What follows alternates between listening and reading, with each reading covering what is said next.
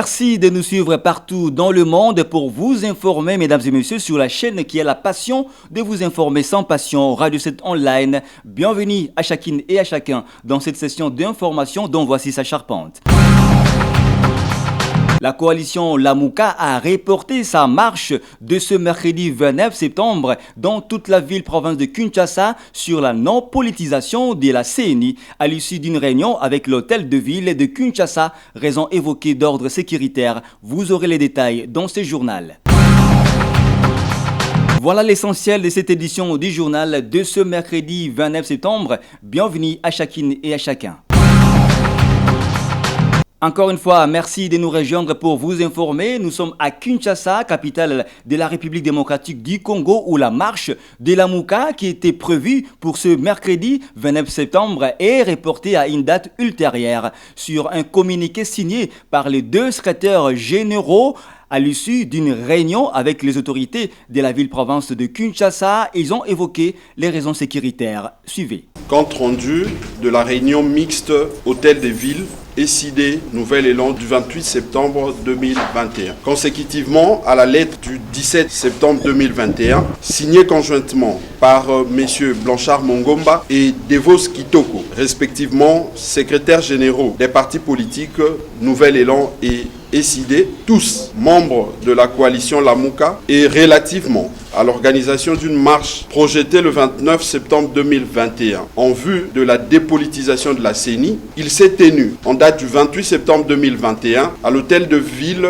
de Kinshasa une séance d'harmonisation entre partis. À l'issue des échanges, les partis ont convenu ce qui suit. Pour des raisons sécuritaires, la marche projetée par des partis cités si haut en date du 29 septembre 2021 est reportée à une date ultérieure. L'itinéraire de la dite marche sera discuté et fixé conjointement. Les partis politiques Nouvel Élan et SID organiseront un meeting populaire en date du 9 octobre 2021 au terrain Njili Sainte-Thérèse après saisine de l'autorité urbaine. Faite à Kinshasa le 28 septembre 2021. Blanchard Mongomba, secrétaire général Nouvel Élan, Devos Kitoko, secrétaire général SID, Tengete Lito Didier, ministre provincial de l'Intérieur, Sécurité et Justice, Sylvano Kasongo Kitenge, commissaire provincial PNC Ville de Kinshasa. Parlons éducation dans cette édition du journal. La province éducationnelle Kin Plateau a organisé une séance de restitution des résolutions issues du promo scolaire tenu par les ministres de l'EPST. Reportage. Venus des quatre coins de la capitale, ces inspecteurs, sous-provèdes et autres cadres de l'EPST Kin Plateau sont venus recevoir auprès de la hiérarchie certaines instructions afin de mettre fin aux antivaleurs pour pérenniser la gratuité de l'enseignement de base dans cette province éducationnelle. Jean Kiseki Kabasele, provède AI à Kin Plateau, revient sur l'importance de cette réunion. Ici, il était question de la restitution de ce qu'on avait appris au niveau des promos nationales. Nous avons donné des directives, nous avons tiré à l'oreille tout le monde que cette année, au niveau de la province éducationnelle de Kin Plateau, nous avons bâti ça comme une année de tolérance zéro. Nous devons interrompre avec toutes sortes d'antivaleurs. Occasion également pour l'IPPAI Gisèle Kipassa d'inviter ses collaborateurs à arrêter avec ces pratiques qui nuisent à la gratuité. Il faut que la trilogie de l'inspecteur soit respectée à 100%. Nous allons contrôler sérieusement, nous allons multiplier les actions de formation, d'encadrement, nous allons évaluer. Les participants ont affirmé leur satisfaction. Moi, je trouve que c'est très bon et nous devons nous mettre afin de changer un peu parce qu'avoir le système de l'éducation maintenant, c'est par terre avec la nouvelle stratégie du développement, n'est-ce pas, de l'enseignement et de la formation. Je pense qu'il faudra beaucoup faire avec les trois axes-là. Notons que par ailleurs, ces nouveaux dirigeants AI à la tête de la province éducationnelle de Kin Plateau affirment et s'affirment pour accompagner le président de la République avec son souci majeur de voir tous les enfants en direction de l'école, cela dans le cadre de la gratuité de l'enseignement en RDC. Et puis, la remise des fournitures scolaires aux enfants orphelins par l'ONG Force du Génie Congolais pour l'avenir, FOGECA en sigle, s'est passé ce mercredi 29 septembre à Kinshasa Gombe. Nana Kankou était là pour les comptes des Radio 7 Online. Suivez les détails. En appui à l'éducation des bases, le président de l'ONG FOGECA, Force du génie congolais, a posé un geste d'amour aux enfants orphelins à sa charge ce mercredi 29 septembre 2021 en leur offrant les fournitures scolaires, entre autres le cahier, le sac, uniforme, sketch et bien d'autres objets scolaires. Quant aux responsables de cette ONG, Génie Kandé, l'objectif majeur est d'assister les personnes poursuivies et les plus démunies. Dans tout ce que nous avons comme domaine d'intervention pour FOGECA ONG, il y a la paix, le social et l'environnement. Le social, c'est de s'intéresser beaucoup plus aux plus démunis. Nous parlons aujourd'hui des orphelins, les gens abandonnés et les veuves aussi. C'est comme ça qu'on a pensé à eux. La rentrée scolaire, avec tout ce que nous connaissons maintenant, le monde connaît des problèmes sérieux d'économie. Avec Covid, ça n'a pas été facile pour nous de réunir ce que nous avons présenté aujourd'hui. Dieu merci, nous l'avons fait. Maintenant, nous restons calmes parce qu'ils vont aller à l'école le lundi calmement, sans problème. C'est dans nos objectifs en tant qu'ONG, organisation non gouvernementale, et aussi pour soutenir le programme du chef de l'État en ce qui concerne le social. Il y a les uniformes, il y a les sacs, cahiers, stylos, tout ce qu'il y a comme kit complet, comme on l'a dit, pour la rentrée scolaire, nous avons donné. Et nous allons aussi suivre, parce que nous avons toute une équipe pour suivre, savoir ils vont payer quoi, qu'est-ce qu'il y a comme frais administratifs dans des écoles. FOGECA a le droit de faire ce travail.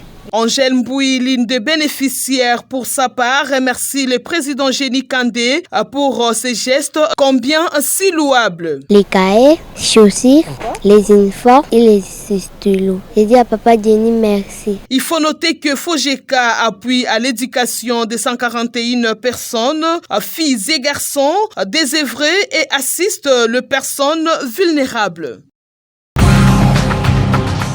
Rendons-nous en province cette fois-ci pour bien asseoir l'état des sièges à l'est de la RDC. Le chef de l'État, Félix-Antoine Tshisekedi, a mis en place un outil de référence avec dans son sein 4 piliers pour la stabilisation. Reportage de la presse militaire. Ces documents qui constituent un outil de référence vient en appui aux efforts de paix décrétés par les commandants suprêmes des forces armées, Félix-Antoine Tshisekedi Tshilombo, pour la réussite de l'état de siège. Il est réparti en 4 piliers dont le socle et la stabilisation. Quelques notables et acteurs politiques présents à cette cérémonie d'information apportent leur soutien au programme DDRCS. Nous sommes en train de répéter à tous ces groupes armés de s'approprier ces programmes.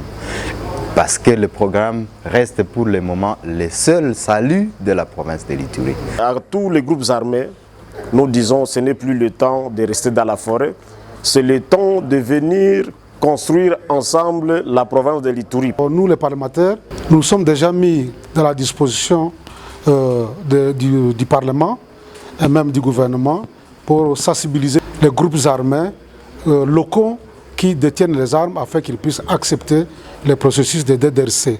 Puisque la guerre a un début et la guerre a une fin. Le gouverneur militaire de l'Ituri, le lieutenant-général Luboyanka Chamadjoni, a vivement salué l'engagement de l'élite intellectuelle qui veut voir la paix retrouvée dans cette province pour son développement. Il faut qu'il y ait cette confiance entre la population et les autorités. Et c'est ce qui est extraordinaire. Il faut une approche globale pour un problème comme celui-ci. Sinon, on n'en finira jamais. Mais vous avez travaillé. Et ça, vraiment, je tiens à vous féliciter pour cela. L'accompagnement, ce n'est pas seulement en faisant beaucoup de bruit. L'accompagnement, c'est aussi en travaillant comme des grands intellectuels. À en croire ce cadre de réflexion, 70 000 combattants et 50 000 armes sont attendus lors de la mise en œuvre du programme DDRCS en Ituri. Parlons diplomatie dans cette édition du journal. La Chine, à travers son ambassade en RDC, vole aux rescousses de la population congolaise en remettant un lot de vaccins contre la Covid-19. La cérémonie de la remise-réception a eu lieu ce mercredi 29 septembre à l'aéroport international d'Ndjili en présence du représentant du gouvernement congolais. Et c'est sur cette note que prend fin cette session d'information sur Radio 7 Online. Mesdames et messieurs, au nom de toute la rédaction, je vous dis sincèrement merci de nous avoir suivis. Restez fidèles à notre programme. Entre-temps, prenez bien soin de vous et à très vite. Au revoir.